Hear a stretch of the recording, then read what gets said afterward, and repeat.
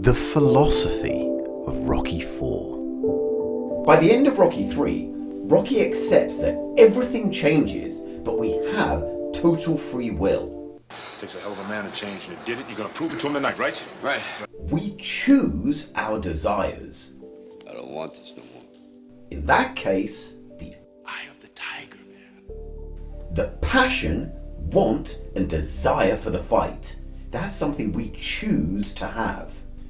By 15 minutes into Rocky IV, he's had a total reversal of his philosophical stance, now saying there's no choice, making him a hard determinist. You lose the fighting spirit. We're all slaves to the passage of time. We're changing. We're like turning into regular people. There's no choice in that. Apollo is also saying that there's no choice, You and me, we don't even have a choice. making him a hard determinist too. But on the fighting spirit axis, he's at the opposite end, saying a warrior never loses the fighting spirit. We're all slaves to our essential essence. This is a very old concept from the time of Socrates, essentialism. Everything has a predetermined essence. Apollo believes his and Rocky's essence is to fight, a killer instinct which drives them to be in the middle of the action, like warriors. Apollo says, But you can't change what you really are. Rocky hasn't considered that rather than fading away with time, his fighting spirit might never leave. Rocky thinks the passage of time defeats the will to fight. Apollo thinks a fighter's essential nature defeats the will for peace. Either way, there's no free will, making them both hard determinists. It's worth noting now that the film actually combines these two, saying that Rocky's essential fighting nature Because I'm a fighter. helps him find personal peace and kickstarts the US and Russia finding their peace too. But it's undeniable that Rocky has an unexplained move from the end of Rocky III where he accepts change and believes he can choose the change, Takes a hell of a man to change, and it did it. You're gonna prove it to him tonight, right? Right. to now accepting change and believing that change is chosen for him. Unexplained because that explanation time was taken up with robots. What Rocky discovers in this film is that the fighting spirit doesn't reduce with time. It just takes an increased stimulus for the spirit to be activated. In the first film, to awaken the beast, it took a headbutt. By Rocky IV, it takes the death of a friend.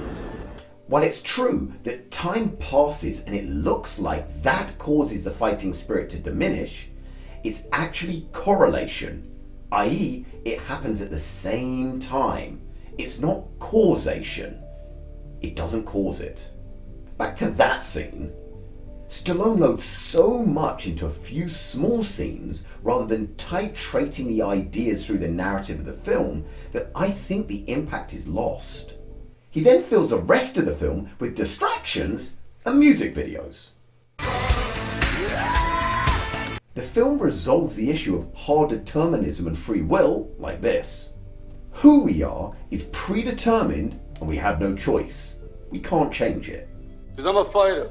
We will always be true to who we are. Because I'm a fighter. It is immutable. Because I'm a fighter. But free will does exist at rare moments in life. Rocky's willpower in this fight is basically the expression of free will. It's this expression of free will that causes a break in the chain of events that would normally occur, Drago beating him half to death in 2 rounds. This willpower is not seen as American dominance because he's not dominant in the fight. It's seen as a representation of human will. That's a unifying concept as we're all human, and it's this that changes the Russian people. They recognize a shared humanity with an American and respect him as a man.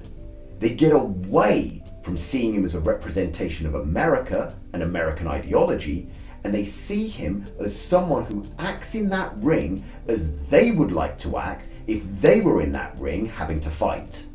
Rocky's expression of free will starts the change that eventually brings down the Soviet Union.